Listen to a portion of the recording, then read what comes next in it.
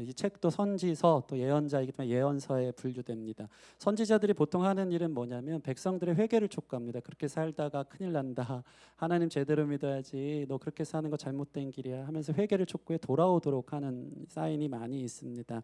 근데 이 회개를 권유하는 방식이 선지자들마다 예언서마다 좀 다릅니다. 아모스라는 선지자는요, 죄에 대한 하나님의 정의, 무섭죠. 정의로운 하나님의 심판 앞에 네가 놓여져 있다.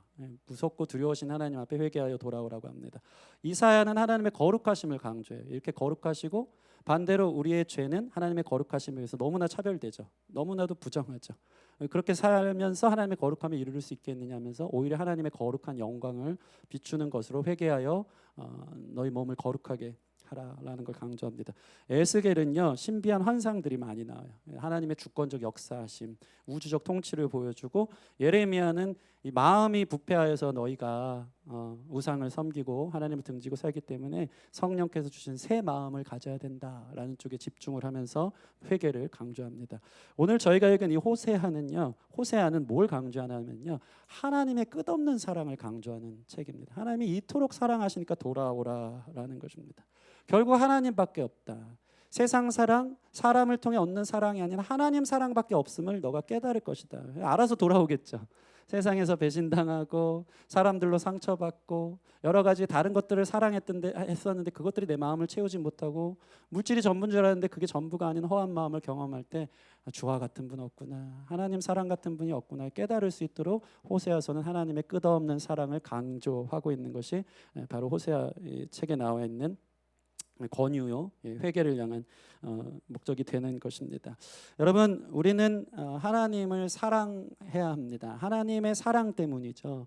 관계입니다. 하나님의 사랑이 무엇인지 우리는 아는 만큼 하나님의 사랑에 빠지게 되어 있습니다.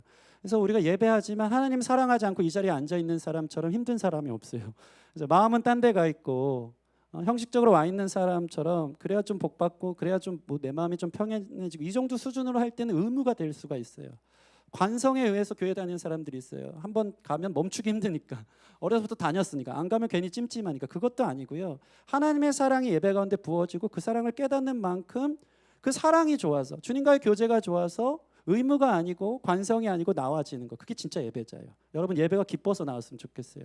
예배가 좋아서 나왔으면 좋겠어요. 하나님 사랑 없으면 내가 살 수 없음을 알기 때문에 즐겁게 이 자리를 올 수 있는 저와 여러분들이 되었으면 좋겠습니다. 오늘 말씀은 그래서 하나님 사랑 안에서 더 온전한 예배자가 되는 것이 무엇인지에 대해서 깊이 좀 상고하기를 바랍니다. 오늘 1절 말씀 보실까요? 1절 말씀은 우리를 향해 이렇게 권유합니다. 오라, 우리가 여호와께로 돌아가자. 따라해 보겠습니다. 우리가 여호와께로 돌아가자. 이렇게 시작하고 있습니다. 여기서 얘기는 오라라는 것은 뭐냐면 히브리어로 써였거든요. 구약은 이게 얄라크라는 건데 가던 길 도르키라는 거예요. 옮겨라. 너 거기 잘못된 길이다. 글로 자꾸 가지 마라. 오라. 돌이켜라. 가던 길 멈추고 돌아서서 유턴해서 완전한 회개를 얘기하는 거죠. 여호와께로 돌아가자라고 권유하고 있습니다. 왜 그랬을까요? 이스라엘 백성들은 하나님 아닌 다른 것들을 사랑해서 그 길로 가는 게 기뻤거든요.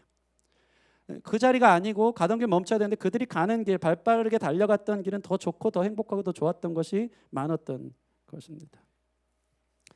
여러분, 예배란 무엇일까요? 예배. 하나님을 예배하는 것은 아주 쉽게 제가 설명해 드릴게요. 하나님을 예배한다는 것은 한마디로 하나님을 즐기는 것입니다. 따라해 보겠습니다. 하나님을 즐기는 것. 이게 좀 이렇게 신학적으로 거룩하게 얘기하면 하나님을 즐거워하는 것이라고 하는데 약간 좀 안 와닿잖아요. 우리 즐기는 거 좋아하잖아요. 하나님을 즐기는 거예요. 그게 예배인 것입니다. 차를 타도 예배할 수 있어요, 없어요? 있어요. 차 타고 저처럼 산을 보며 찬양 틀어놓고 눈물 흘리는 그 감독에 젖어서 눈물 흘리는 예배, 하나님 즐거워하는 거예요. 차를 타도 예배할 수 있고요. 무엇을 해도 하나님 생각나면 그게 예배예요.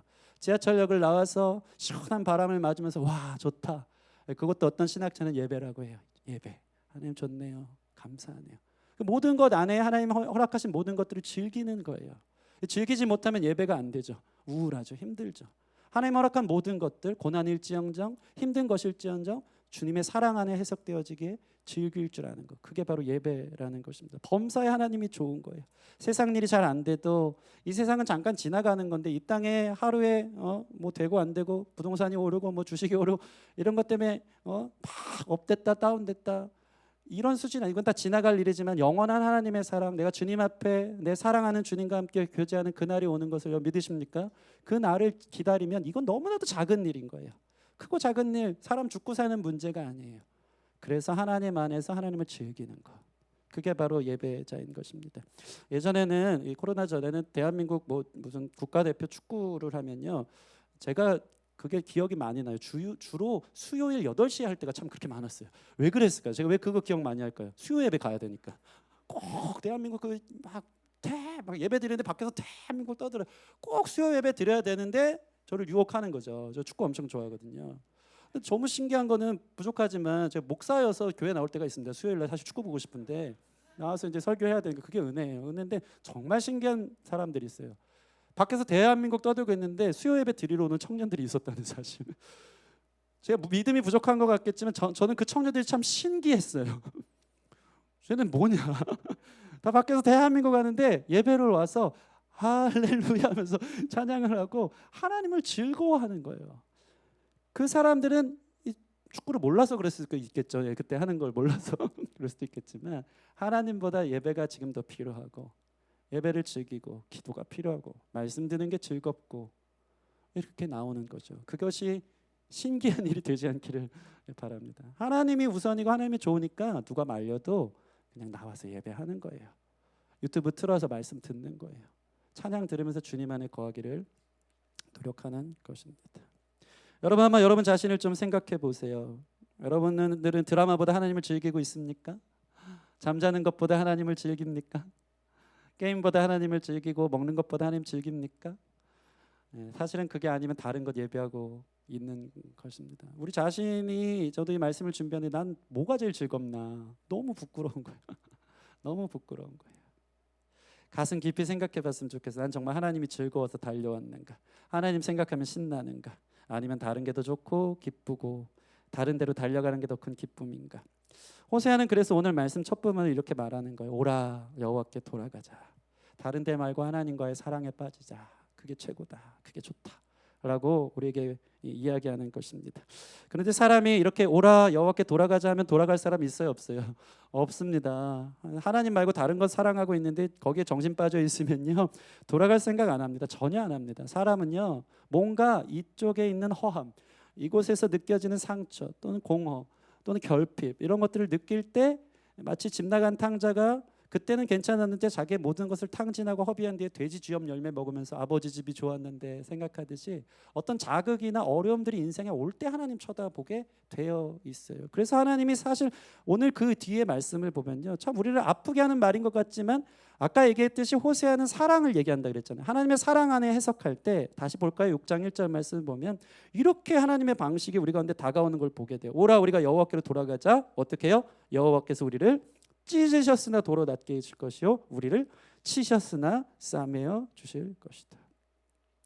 우리를 하나님께로 향하게 하도록 돌이키게 하도록 전제 조건이 나와요. 그게 뭐냐면 하나님이 우리를 찢으시고 치신다는 것이죠.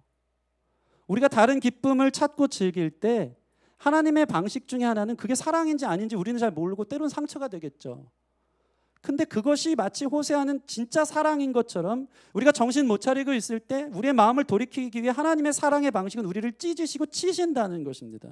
그게 하나님의 사랑이라는 거예요. 그게 하나님의 사랑의 호소라는 것입니다. 이해가 되십니까? 우리는 너무나 우리 중심적이어서 사랑하면 우리가 원하는 대로 돼야지 하나님이 날 사랑한다고 생각할 때가 너무 많아요. 하나님이 나 이것도 들어주셨어? 하면 하나님 나 사랑하시네. 하나님 이 문제도 해결해 주셨어? 하나님 나 사랑하시네. 하나님 나를 너무나 사랑하셔. 그런데 그런 의미로 볼 때 지금 호세아 선지자가 예언했던 이 시대는요 너무나도 풍요롭고 잘 살던 시대였어요. 자기들이 원하는 대로 다 가질 수 있었던 북이스라엘에서 가장 강성한 가장 풍요로운 시대가 이 시대였던 것입니다. 수도 사마리아를 중심으로 가장 황금기 시절, 이스라엘 백성들은 사실 원하는 모든 것을 다 이루었던 시절이었어요. 외적으로 가장 화려했고 가장 풍요로웠고 심지어는 종교적으로도 부흥이 일어났던 시대였어요. 근데 이것만 보면 이미 사랑받는 건 아닙니까? 예배 생활도 잘 다닌 것 같아요. 아쉬울 것 없을 것 같아요. 그런데 거기서 왜 우리를 치시고 찢으시냐 이거예요. 이건 고통이고 싫은 건데. 사실 근데 그것이 하나님의 사랑이라는 것을 우리가 몰라서 그런 것입니다. 이스라엘은요, 내적으로 겉은 화려하고 자기들이 원하는 거 다 가졌지만 내적으로 썩어가고 부패하고 있었던 것입니다.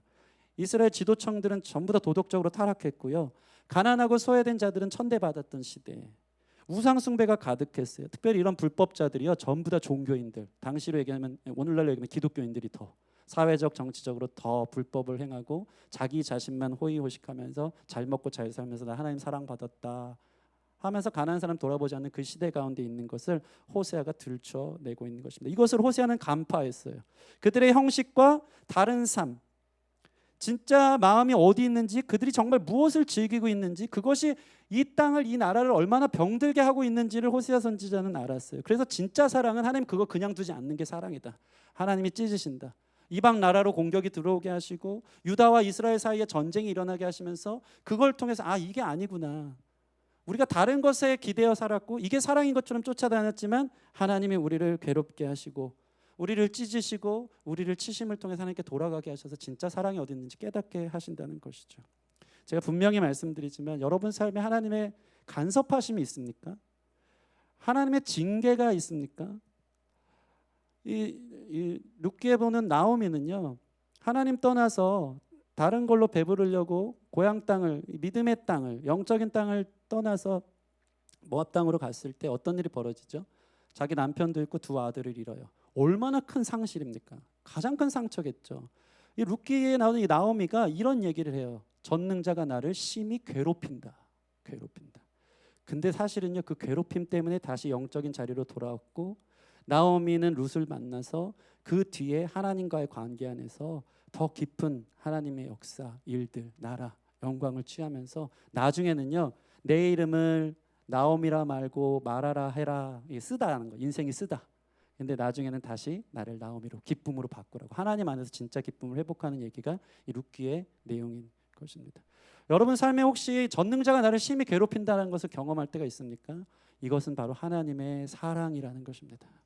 부모가요, 그래도 자식들을 향해서 성의가 있고 훈육시키고 싶으면요, 뭐 할까요?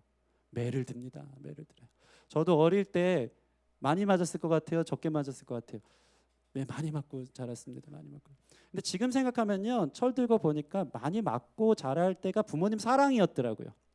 나중에 제가 고등학교쯤 올라가서, 고등학교 올라가서도 저희 어머니 저를 때리긴 했어요. 네, 네. 근데 고등학교 때는 머리가, 제가 아직도 에피소드가 있는데 제 머리가 엄청 짧지 않습니까? 그 당시만 해도 스포츠 머리로 짧게 하고 다녔는데 어머니가 이렇게 머리채 잡는 걸 그렇게 좋아하셨어요. 네가 그러고도 사람이냐 막 이러면서 막 이렇게 해요. 근데 제가 그렇게 싫잖아요. 특별히 옷걸이로 때릴 때, 오늘 어머니 안 나오셔서 제가 그 얘기는, 옷걸이로 때릴 때 그 찰지게 맞는 그게 너무 아팠어요. 막 도망쳐 들어갑니다. 막 쫙쫙 이게 들어가죠. 그러면서 막 어떻게 그렇게 잘못한 건 저도 인정하거든요. 막 하는데 책상 밑에 들어가면요, 아직도 재밌는 게 머리채를 잡으시는데 제 머리가 짧습니다. 그때 스포츠로 잡혀요, 안 잡혀요? 안 잡혀요. 그러니까 계속 놓치는 거예요. 막 이러면서. 근데 놓치면서 서로 웃었어요. 막 그러면서 다행히 제 짧은 머리 때문에 더 이상 맞지 않았던 생각이 있어요. 근데 참 재밌는 건 뭐냐면요, 저희 아버지는요, 고등학교 때까지, 고등학교 이후부터는 너무 바쁘셨던 것 같아요. 그러니까 저희 큰형님 됐고 몽둥이 하나 해가지고 산에 같이 끌고 가는 것까지는 본 적 있는 것 같아요. 예. 어디서 거짓말 하냐고. 근데 너무 바쁘시다 보니까 나중에는 그게 내버려 둠이 되고 무관심처럼 느껴져요. 아버지의 존재 자체가 너무 멀리 있게 되어지는 거죠. 지나고 보니까 관심이 있으니까 매를 들고 징계하고 움켜쥐고 하는 거더라고요. 제가 이것을 철들고 보니까 하나님도 똑같아요. 제가 항상 얘기하지 않습니까? 하나님이 제일 무서운 게 뭔지 아세요? 여러분 삶에? 내버려 두심이에요. 로마서에 보면 정확하게 나가 있어요. 자기들 원하는 대로 내버려 두시다. 이 출애굽기에 보면은 왕도, 바로 왕도 나오지 않습니까? 바로 왕도요, 모세를 통해서 그 강팍함을 계속 10가지 재앙을 통해 5가지 재앙 때까지 바로 왕이 마치 돌아올 것처럼 하나님 너무 무섭다, 하나님 다시 섬길게 이러다가요, 나중에는 그 마음이 변하지 않으니까 정확하게 하나님이 바로 왕의 마음을 강팍한 대로 내버려 두세요. 그러니까 그냥 그대로 가는 거예요. 그때는 괜찮은 것 같았지만 결국에는 사망으로, 죽음으로, 하나님 떠난 비참한 삶으로 가게 되는 거예요. 진짜 하나님의 사랑은요, 내가 하고 싶은 대로 그냥 두세요. 제가 원하는 거나 좀 챙겨주세요 하면서 ATM 기계처럼 뭐 원하는 거 기도하는 거 들어주고, 그게 사랑이 아닙니다. 진짜 하나님의 사랑은 하나님의 징계입니다. 이게 있어야 돼요. 이런 경험 있으세요? 왜 이렇게 나를 남다르게 하나님이 대우하시나? 이런 경험 있냐 이거예요. 내가 그렇게 큰 잘못한 것 같지도 않은데 꼭 그건 들통나. 도덕적으로 그렇게 뭐 이렇게 심각한 거 다 이렇게 사는 것 같은데 꼭 그 부분에 있어서 이렇게 하나님이 나를 짓눌러, 채찍질하셔. 그건 하나님이 여러분을 정말 사랑하는 거예요. 그런 거 없는데 내가 원하는 대로 너무 편안해. 다 잘 돼. 혹시 생각해 봐야 돼요. 하나님 내버려 두심이 아닌가. 그래서 호세아는 지금 그 얘기하는 거예요. 여호와께서 우리를 찢으셨으나 도로 낫게 하실 것이요. 너희를 그냥 둘 수 없다. 성경에 보면요, 하나님께서 우리를 징계하시는 것이 하나님의 사랑이라는 구절이 엄청 많이 나옵니다. 히브리서 12장 8절은 이렇게 나왔어요. 제가 읽어드릴게요. 징계는 다 받는 것이거늘 너희에게 없으면 사생자요 친아들이 아니니라. 얼마나 와닿아요. 하나님 징계가 있어야지 내가 너를 친아들로 여긴다는 의미라는 것입니다. 잠언 3장 12절. 대저 여호와께서는 그 사랑하는 자를 징계하시기를 마치 아비가 그 기뻐하는 아들을 징계함 같이 하느니라. 아들을 기뻐하니까 징계하는 거예요. 여러분을 자녀로 여길 때 하나님의 간섭하심, 전능자의 괴롭히심이 있는 것입니다. 따라서 우리 삶에 아무 생각 없이 살다가 하나님이 내 인생에 브레이크를 걸고 갑자기 직장이 좌천되고 관계에 어려움이 생기고 가정이 잘 되는 것 같은데 내 마음대로 돌아가지 않고 물질적 어려움이 온다. 우리 그때 뭘 생각해야 되는 거예요? 하나님의 혹시 사인 아닌가? 브레이크 아닌가? 내가 뭔가 잘못된 길로 가기에 오라 우리가 여호와께 돌아가자. 나를 찢으시는 것 아닌가, 치시는 것 아닌가 생각해야 돼요. 그래서 하나님의 징계에 대한 다음 구절을 보면요, 정확하게도 이렇게 얘기해요. 신명기 8장 5절 같이 한번 읽어보겠습니다. 앞에 있어요. 시작. 너는 사람이 그 아들을 징계함 같이 내 하나님 여호와께서 너를 징계하시는 줄을 마음에 생각하고. 어떻게 하라고요? 마음에 생각하라는 거예요. 하나님이 우리 삶에 영적에서 보이지 않지만 그분의 나타나시면 여러 가지 삶의 환경 속에서 우리 가운데 사인을 주신다는 거예요. 우리 영적이기 때문에 알아요. 근데 알지만 대충 넘어갈 때가 있어요. 영적으로 해석하지 않을 때가 있어요. 이 실타래처럼 얽혀있는 문제, 이게 돈이 부족해서 그렇지 관계가 얽혀서 그렇지 않아요. 그 깊은 곳에 실마리는 하나님과의 관계인데 하나님이 그것 때문에 네 인생이 이렇게 복잡해지고 너 하루아침에 그렇게 된 거 알아? 사실은 그동안 많이 쌓아왔던 거야. 그런 삶이. 이제는 내가 너를 그냥 둘 수 없어서 충격요법처럼 하나님이 그렇게 치실 때 그거를 뭐라고요? 방금 읽은 구절 보면 마음에 생각하라는 거예요. 왜 이러지? 생각하는 거예요. 깊이 있게. 욥기 5장 17절 똑같이 나와 있어. 볼지어다 하나님께 징계를 받는 자에게 복이 있나니 그런즉 너는 전능자의 징계를 업신여기지 말지니라. 따라해 보겠습니다. 업신여기지 말지니라. 하나님의 세미한 매질을, 그분의 관심을 업신여기지 마세요. 인생의 풍랑과 어려움이 올 때 하나님이 사실은 여러분이 주신 사인일 수 있는 거예요. 마음에 생각하고 그래 돌아가자. 이게 아니구나.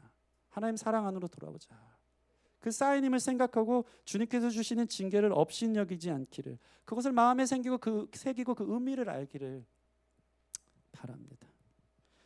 여러분의 삶에 이런 치명적인 상처, 삶이 갈기갈기 찢겨진 것 같은 아픔들이 있는 분들이 있습니까? 생각해야 돼요.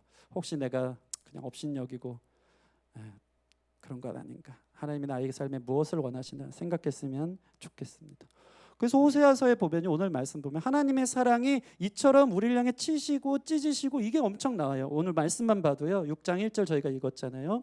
6장 5절은 또 이렇게 나와요. 같이 읽어보겠습니다. 시작. 그러므로 내가 선지자들로 그들을 치고 내 입의 말로 그들을 죽였노니 내 심판은 빛처럼 나오느니라. 얼마나 무서워요. 정말 무섭게. 나를 죽였노니. 이 죽을 것 같은 고통이 올 때가 있는 거예요. 근데 그 가운데서 사실 우리를 죽이는 게 아니고요. 우리의 못된 욕심, 정욕들, 잘못된 옛사람의 자아들을 죽이는 과정 가운데 우리를 두시는 연단의 과정이라는 거예요. 사실은 그래서 기독교는 항상 하는 얘기지만 내가 살아나고 내가 힐링되는 게 아니에요. 힐링은 세상 가서 찾아보세요. 기독교는 킬링 종교예요. 나를 그냥 두면 내 정과 욕심, 인생에 내가 주인인 것처럼 내 방향, 내 생각대로 가다가 결국 이 모양 이 꼴 날 것을 알고 삶이 갈수록 황폐되고 더 어둡고 절망 가운데 가는 것을 알게 하나님 나를 그냥 둘 수 없어요. 내 못된 자아를 그리스도의 십자가 앞에 죽이는 거. 그래서 죽을 만한 고통이 마치 십자가를 통과하는 그 고통 속에서 그 안에 내가 그리스도와 함께 십자가에 못 박혀 죽었나니 이제는 내가 산 것이 아니요 나를 위하여 자기 몸을 버리신 하나님의 아들을 믿는 믿음 안에 사는 것이라. 거기에 정과 욕심이 죽고 완전히 새로워지는 거예요. 그래서 우리가 제일 경건할 때가 언제인지 아십니까? 저는 경험해봐서 알아요. 하나님 앞에 혼날 때. 하나님 앞에 혼날 때는요, 뭔가 막 문제가 생기고 그러면 하나님 앞에 경건한 시간을 갖잖아요. 말씀이 다 제 얘기로 들리고요. 2박 3일 그렇게 금식하면서 이 고통 속에서 회개의 일들이 일어나면서 사실 그 가운데 나를 죽이는 게 아니고요, 내 정과 욕심, 내 잘못된 지난날에 내 인생에 내가 주인인 것처럼 살았던 모든 교만들을 내려놓게 하시는 과정 가운데 두신다는 거예요. 그래서 오늘 본문 보시면 5절 다시 보실까요? 그러므로 내가 선지자들도 그들을 치고, 하나님 아프죠. 내 입의 말로 그들을 죽였노니 내 심판은 비처럼 나오느니라. 2절 말씀 같이 읽어보겠습니다. 2절 말씀 시작. 여호와께서 이틀 후에 우리를 살리시며 셋째 날에 우리를 일으키시리니 우리가 그 앞에서 살리라. 아멘. 보세요. 우리가 완전 그 고통 속에서 하나님이 찢으시고 치셨기에 그 고통 속에서 지낼 때 어떻게 합니까? 여호와께서 이틀 후에 우리를 살리시며 셋째 날에 우리를 일으키시리니 우리가 그 앞에서 살리라. 이게 살리라는 것은 뭐냐면 앞으로 살아간다는 거예요. 이전에는 내 정과 욕심대로 내 멋대로 내 마음대로 살아서 이렇게 됐다면 이제는 내가 여호와 앞에 살겠다라는 결단이 있도록 하나님이 우리를 징계하는 이틀 3일의 과정을 두신다는 것입니다. 그 고통 가운데 주님도 함께 하십니다. 구약 성경에 보면요, 6장 2절 저희가 읽은 우리를 살리시며 셋째 날에 우리를 일으키시니라고 나와 있죠. 이것은 구체적으로 신약 성경에 뭐에 적용될까요? 셋째 날 하면 뭐가 생각나야 돼요? 부활하신 주님이 생각나는 거예요.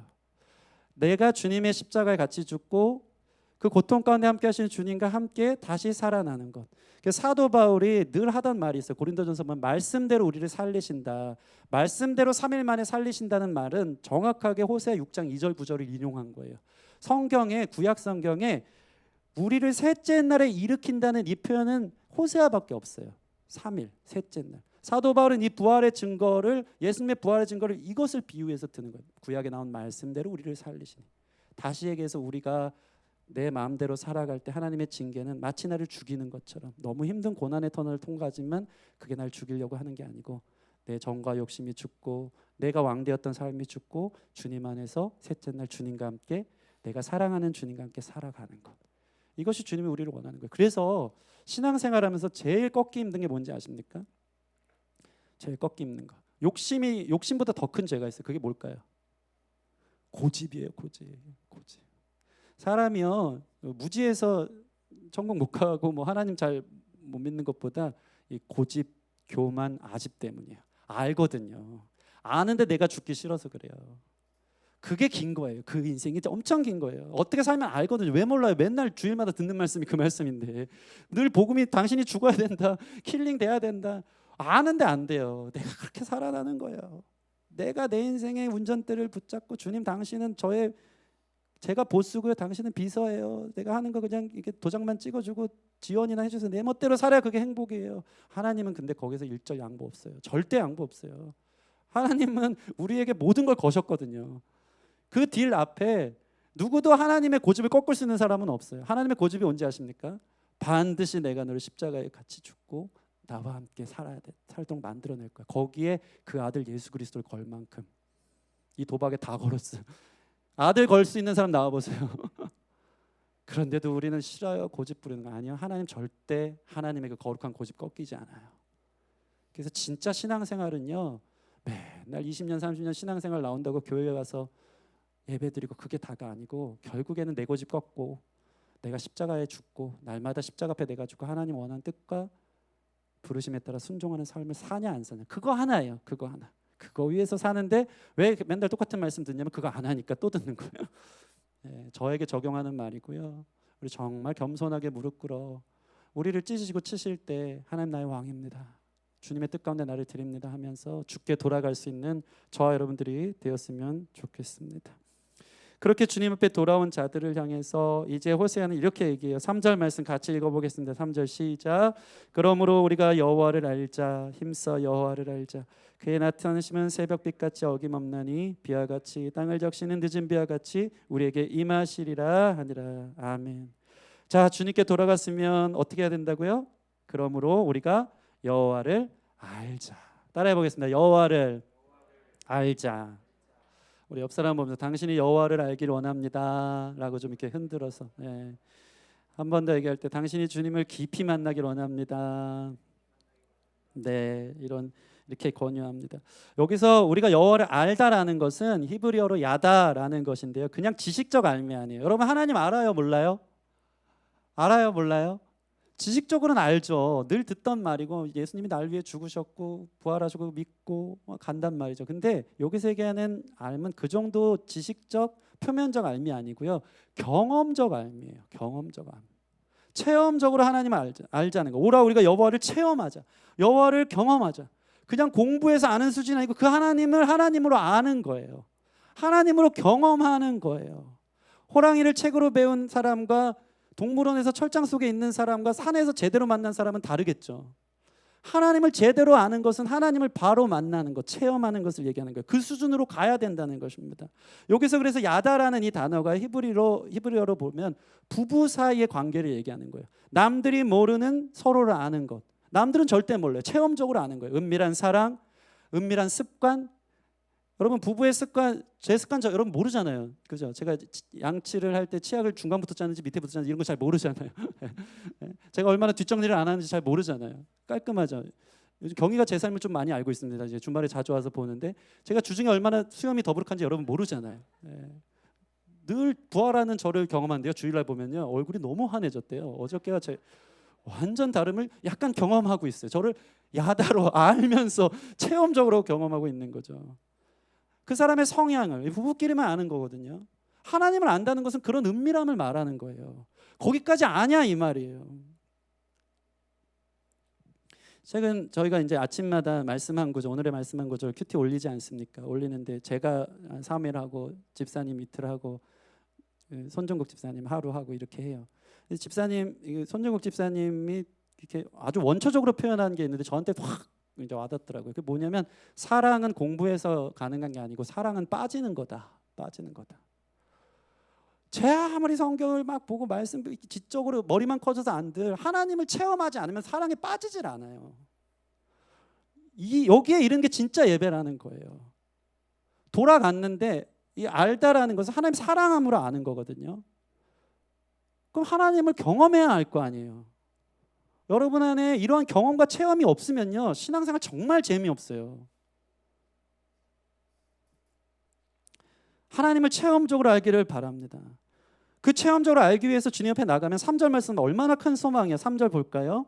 그러므로 우리가 여호와를 알자. 힘써 여호와를 경험해보자. 그분을 만나자. 체험하자. 그러면 어떤 일이 벌어지냐면요 그의 나타나시면 새벽빛같이 어김없이 그 자녀들에게 하나님을 추구하고 하나님을 갈망하고 찾아가는 자들에게요 새벽빛이 뭐예요? 오늘의 아침 해가 떴습니까? 안 떴습니까? 뜹니다. 내일의 아침에는 뜰까요? 안 뜰까요? 당연히 뜨겠죠. 어김없이 우리 하나님을 찾잖아요. 아침 해가 뜨듯이 찾아와요. 하나님 마치 숨바꼭질하듯이 숨어 계세요. 힘써 여호와를 알고자 하는 자들에게만 경험되어지는 은밀한 만남, 체험, 경험이 있는 거예요. 그 맛을 알아야 돼요. 그래야지 우리가 신앙생활을 의무로 형식으로 하지 않고 기쁨으로 하게 된다는 것입니다. 3절 보면 땅을 적시는 늦은 비와 같이 우리에게 임하시리라.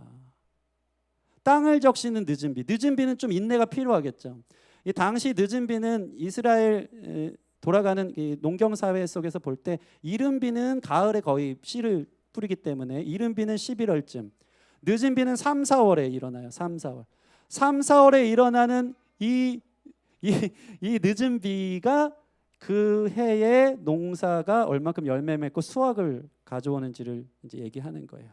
때로는 우리 삶에 하나님을 찾고 갈망하고 하나님을 힘써 알라고 노력하는데 오래 걸릴 때가 있어요. 그렇죠? 그럴 때 어떤 일이 있습니까? 너무 힘들어요. 그러나 그 오랜 갈망이 있는 만큼 더 크게 하나님을 경험하게 될 것입니다. 아멘.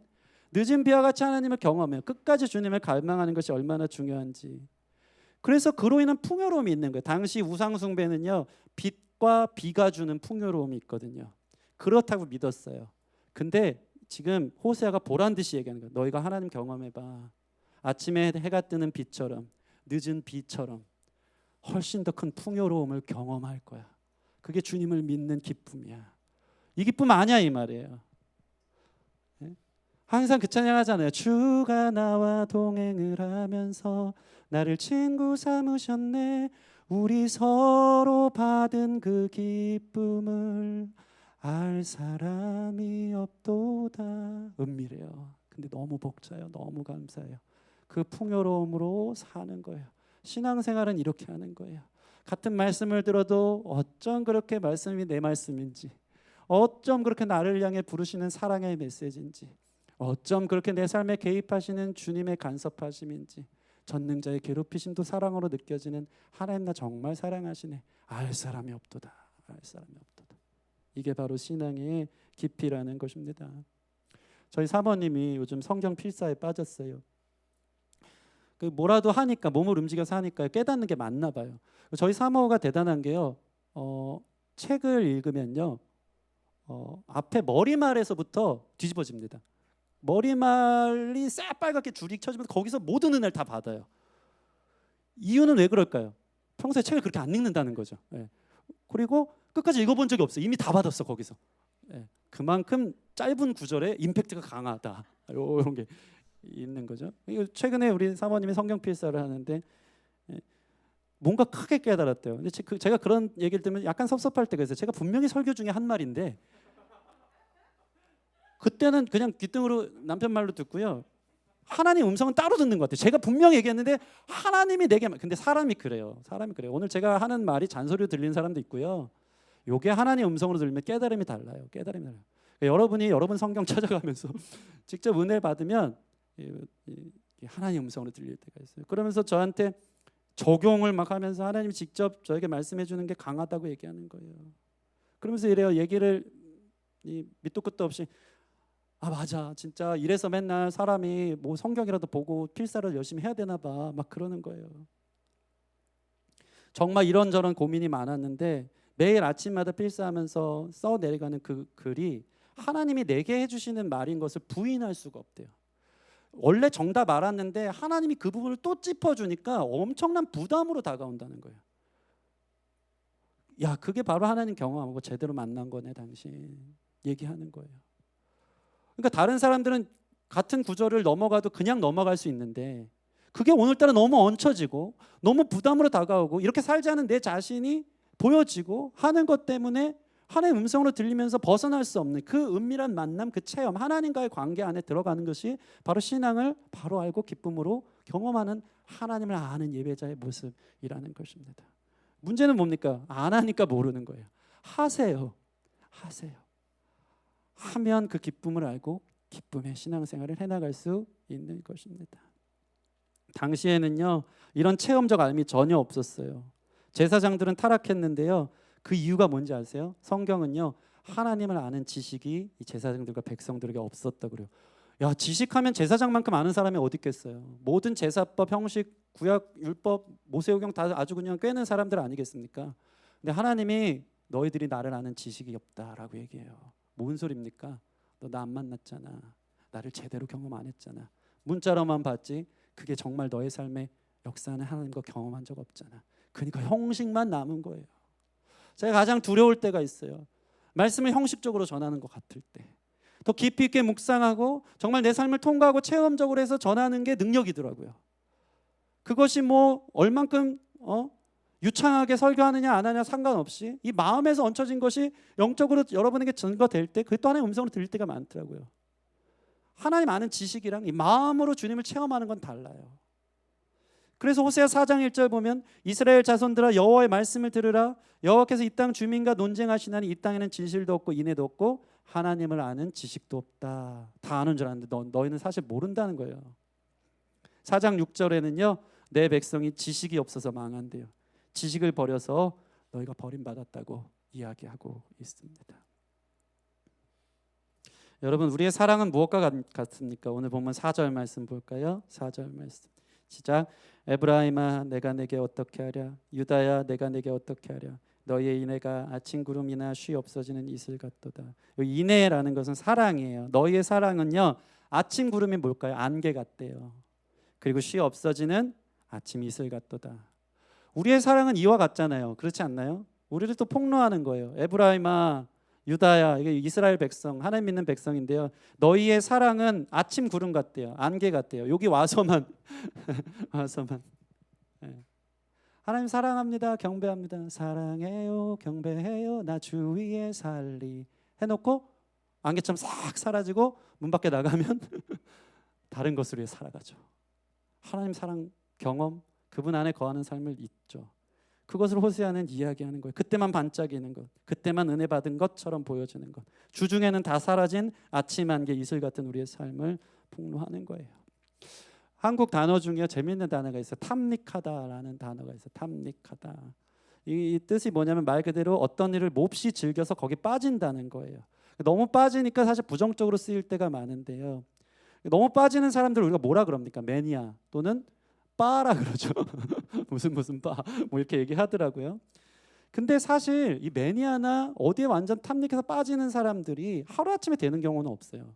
거기에 몰두하고 신경을 쓰고 탐구가 시작되고 하다못해 작은 게임 하나도 레벨업 하다가 남들이 모르는 세계에 빠지고 이 게임에 이런 손맛이 있었어 이러면서 가다 보면은 거기에 빠져서 매일같이 그것만 습관처럼 다른 어플 눌러야 되는데 그 어플 누르고 막 이러면서 들어가서 했다가 나 이거 지금 이거 아니고 카톡 했어야 되는데 막 이러고 하는 거죠. 여러분 인스타 맨날 그렇게 들어가죠. 자기도 모르게 일어나자마자 인스타부터 딱 누르고 막 이러잖아요. 습관처럼 눈 감고 일어나 왜 그런지 아세요? 하루아침에 되는 경우가 없어요. 탐닉한 거예요. 몰두하고 거기에 빠져서 그 즐거움을 캐내는 게 인간의 참 기가 막힌 이 탐구력인 거예요. 하나님이 왜 그 마음을 주셨을까요? 어디에 그렇게 하라고? 주님께 힘써 여호와를 알라. 하나님 아는 데에 여러분 탐구하고 깊이 들어가 그 즐거움에 빠지는 진정한 하나님 알아가는 매니아들, 하나님을 탐닉하는 사람들, 하나님을 즐기는 사람들. 다 다른 데 빠지는 건 사실 그렇게 쉽지 않고 다 그렇잖아요. 그죠? 세상적인 놀이도 그렇잖아요. 술도 그렇고 담배도 그렇고 호기심이 시작한다 그러지만 처음부터 막 야 이건 내 체질이야 뭐 이런 사람이 없잖아요. 배워나가는 거잖아요. 그러면서 그 맛을 알고 하나님이 그런 것들을 우리 가운데 숨겨놓으셨으면 하나님의 깊이에 여러분 한번 빠져보시라는 거죠. 인생이 그렇게 풍요로워지지 않을 수가 없어요. 너무 행복한 거예요. 그 깊이를 모르는데 어떻게 신앙생활을 하냐 이 말인 것입니다. 호세아는 오늘 말씀을 이렇게 마무리하며 다시 강조합니다. 6절 말씀 같이 읽어보겠습니다. 6절 말씀 시작. 나는 인애를 원하고 제사를 원하지 아니하며 번제보다 하나님 아는 것을 원하노라. 두 가지였죠. 나는 사랑, 인애가 사랑이잖아요. 사랑을 원하지 제사 원하지 않고 번제도 예배거든요. 불로 태워드리는 아주 적극적인 예배인데 그것보다 하나님을 아는 것, 하나님을 경험적으로 아는 것을 원하노라. 여러분 이 메시지는요 호세아의 아주 파격적인 메시지예요. 여러분 어떤 선지자가 제사 드리지 말라고 번제 그만 드리라고 예배 드리지 말라고 교회 나오지 말라고 하는 선지자가 어디 있겠어요. 호세아가 지금 이만큼 강조하는 거예요.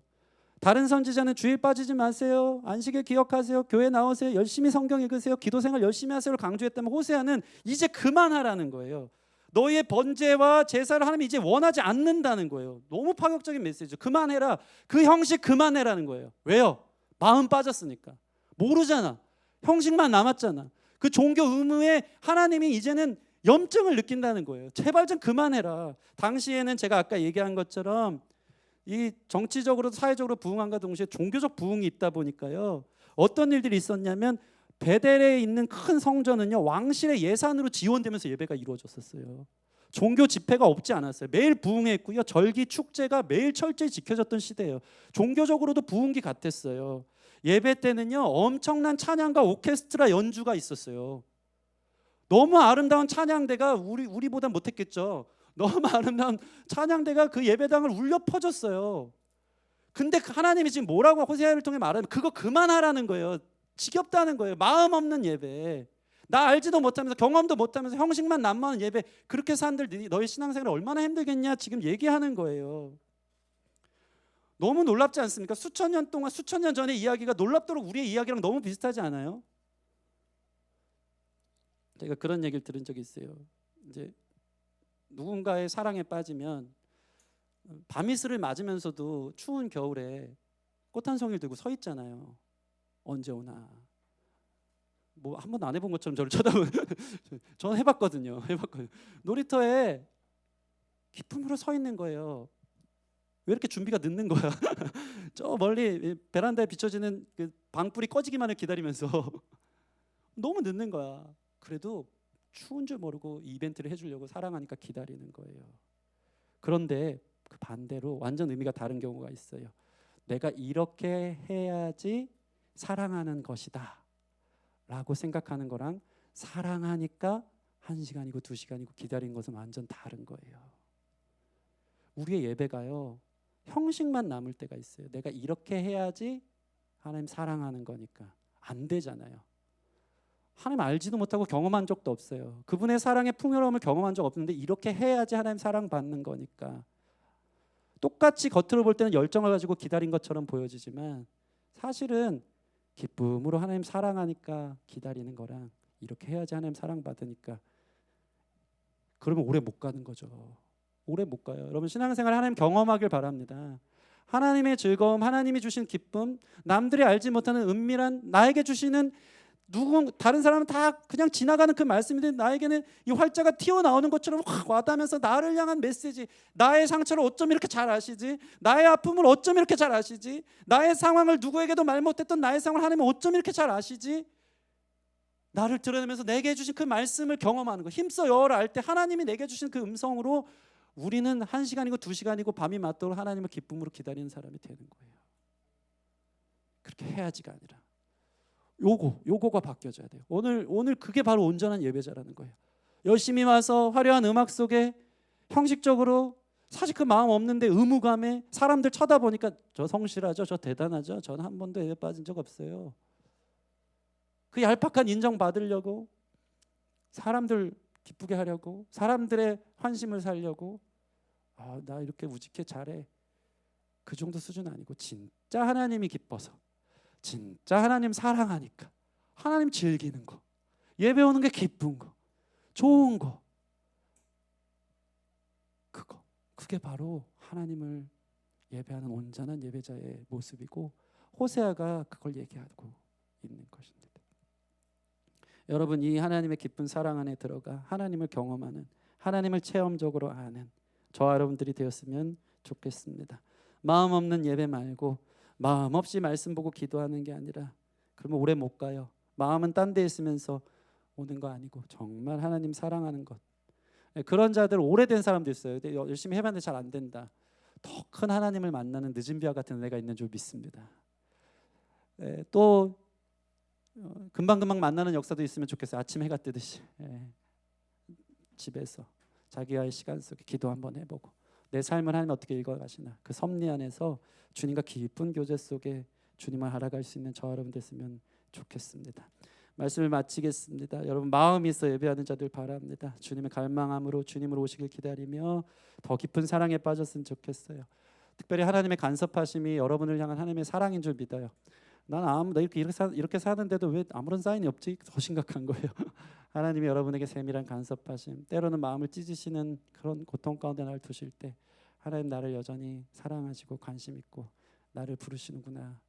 그 은혜를 알아 주님을 체험하고 알아갈 수 있는 저와 여러분 되기를 주님의 이름으로 축원합니다. 우리 같이 이 시간 찬양하고 기도하는 시간 갖겠습니다.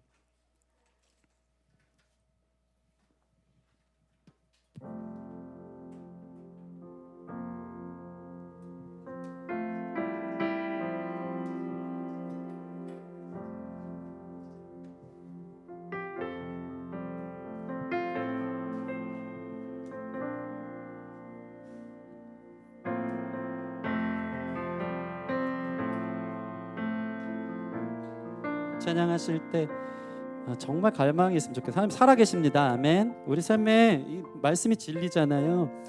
새벽빛같이 어김없이 나타난대요. 여러분 이거 경험해야지 신앙생활이 재밌는 거예요. 하나님 믿는 게. 예. 어김없이 주님이 나를 향한 친밀한 사랑으로 다가오시면 경험할 수 있도록 하나님 알기 원합니다. 하나님 체험하고 내 삶의 그 사랑을 깨닫기 원합니다. 심지어는 나를 향한 징계까지도 하나님 날 사랑하신 걸 깨닫도록 그 주님과의 깊은 교제 안에 주님과의 동행 안에 있기를 원하는 마음으로 같이 찬양하며 나아가겠습니다. 주님을 더욱 알기 원하네. 나 주님을 더욱 알기 원하네. 내 마음 다해 내 평생의 소원 내 주님 한 분만 간절히 알기 원하네. 내 평생의 소원 내 마음 다하여 주님을 알기 원하네.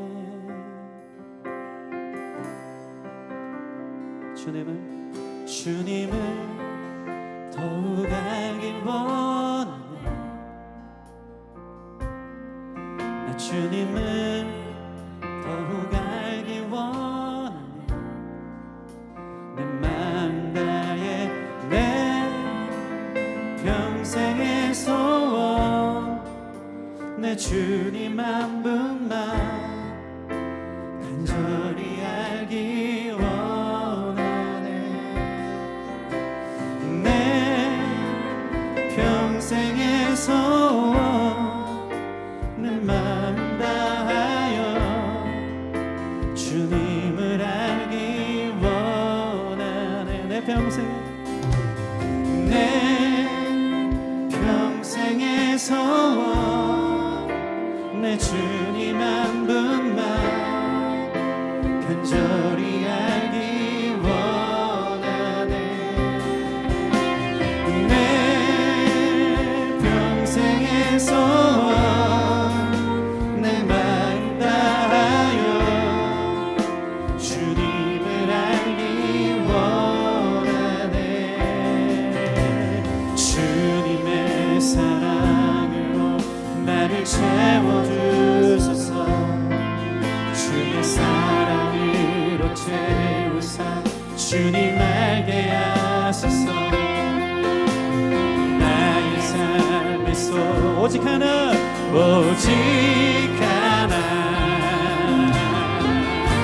주님 알기 원하네. 주님의 사랑으로 나를 주님의 사랑으로 나를 채워주소서. 주의 사랑으로 채우사 주님 알게 하소서. 나의 삶의 소망은 오직 하나 주님 알기 원하네. 주님을 더욱 알기 원해. 더 깊이 더 주님의 주님을 더욱 알기 원해. 내 마음 다해 내 평생의 소원 내 주님 한 분만 간절히 알기 원하네. 내 평생의 소원 내 마음 다하여 주님을 알기 원하네. 우리 같이 기도합시다. 주님 더욱 알기 원합니다라고 기도했으면 좋겠습니다. 더 알기 원합니다. 열려 있어요. 숨바꼭질은 주님 숨어 계세요. 주님이 우리를 더 기다리세요. 그런 주님 인격적이세요. 문을 열고 함부로 들어오지 않으세요. 문 밖에서 두드리세요. 두드리시면서 나와 함께 더불어 먹자, 나와 함께 있자. 주님의 두드리신 가운데 인격적으로 문을 열면 힘써 여호와를 알자, 여호와를 경험하기를 원하는 자들에게 하나님께서 아침에 떠오르는 해와 같이 늦은 비와 같이 반드시 여러분에게 나타나는 줄 믿습니다. 우리 하나님 반드시 우리에게 나타나길 기뻐하는 분이십니다. 우리 우리 사랑의 하나님께서 우리를 너무나 사랑하시기에 우리의 삶의 깊은 곳까지 만지시고 이야기해 주시는 분임을 우리가 알아서 하나님 형식적으로 의무적으로 신앙생활을 하는 건 아니고 하나님 아는 만큼 더 사랑하게 되고 그래서 주님을 즐기는 게 기뻐서 형식적 예배가 아닌 즐거움으로 달려오는 예배가 되는 줄 믿사오니 우리의 예배의 삶이 되는 줄 믿사오니 주님을 알기 원합니다. 이것이 나의 평생의 소원이 되는 이 모든 성경에 나와 있는 저자들의 고백을 보세요. 내 삶의 가장 평생의 소원 주님 알기 원하는 거래요. 그만큼 주님을 아는 깊이와 은혜가 얼마나 큰지 풍요로운지를 경험했기 때문인 줄 믿습니다. 나도 그 주님 알기 원한다고 내가 주님 찾겠습니다. 우리 그렇게 좀 기도하면서 나아가길 소원합니다. 함께 기도하시겠습니다.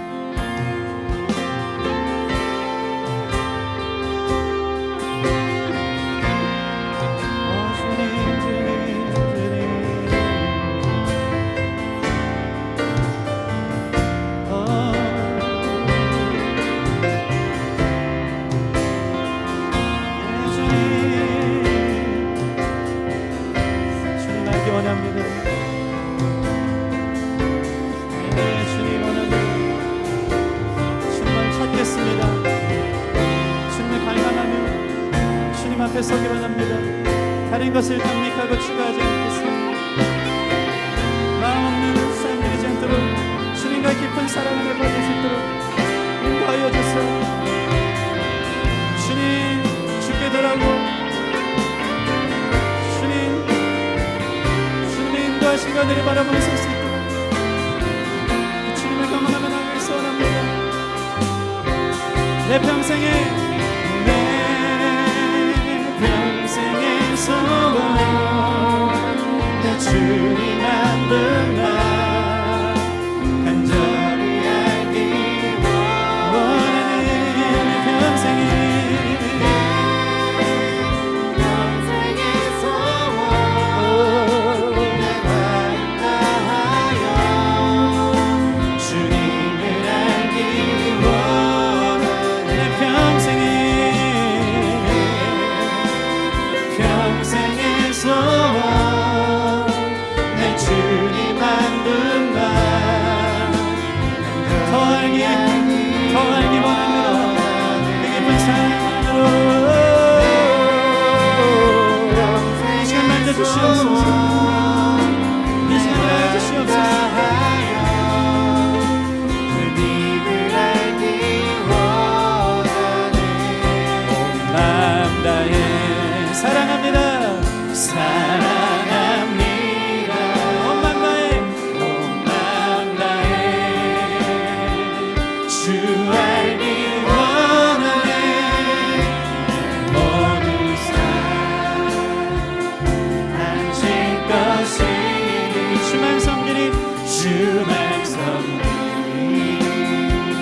온 마음 다해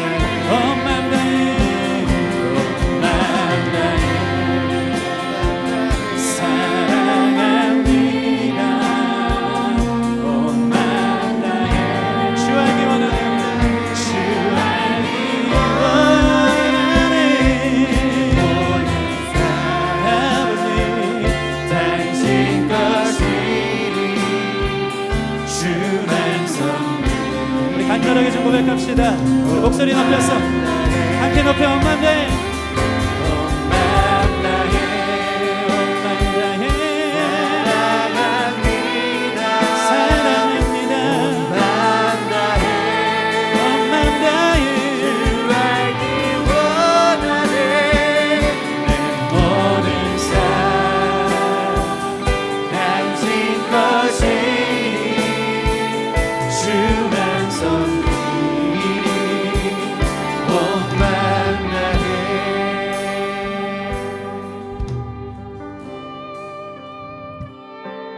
하나님 감사합니다. 우리의 예배가 얼마나 의무였고 형식이었고 나 자신을 사랑해서 복받기 위해 하나님 이용하려고 나올 때가 얼마나 많습니까? 하나님 그런 예배 그런 제사 그만두라고 하십니다. 하나님 마음 없는 예배 하나님 원치 않으십니다. 우리에게 마음을 주시고 전부를 주신 주님이기 때문입니다. 우리의 사랑을 원하시지 우리의 형식을 원하지 않습니다. 하나님 우리가 주님을 알아 우리 또한 주님을 사랑하기를 원합니다. 주님 알기 위해 힘쓸 때마다 찾아오기를 기뻐하시는 주님을 경험할 수 있도록 인도하여 주셔서 주님을 체험하는 삶, 주님을 알아가는 삶, 그것이 우리 신앙생활이며 그것이 주님을 아는 즐거움이며 주님을 즐기는 일이라는 것을 우리가 모두가 경험하기를 소원합니다. 이를 위해서 그저 딱딱하게 굳어진 목석처럼 앉아있는 사람 없게 하여 주시고, 그래 어디 한번 해봐라 고집부리며 앉아있는 사람 없게 하여 주시고, 하나님의 사인 앞에 찾아오심 앞에 나 또한 엎드려 기도하고 아버지 형식이 아닌 우리 마음을 다해 다시 한번 주님을 찾고자 하는 말씀 앞에 엎드린, 주님과의 교제 앞에 엎드리는 자들 안에 아침 해와 같이 늦은 비와 같이 어김없이 나타나시는 하나님을 경험하게 될 줄 믿사오니, 나도 하나님 만났다고, 얼마나 친밀한지 모른다고, 우리 서로 받은 그 기쁨 알 사람 없다고, 그 깊은 사랑 안에 빠지는 주님과의 추억을 만들어내는 예배자들 될 수 있도록 축복하여 주시옵소서. 주님께 돌아가고 힘써 여호와를 알기 위해 우리 삶을 드리는 온전한 예배자들이 되고, 또 그런 주님과의 기쁜 교제를 경험하기를 원하오니 주께서 역사하실 걸 믿고 감사하며 예수님 이름으로 기도합니다. 아멘.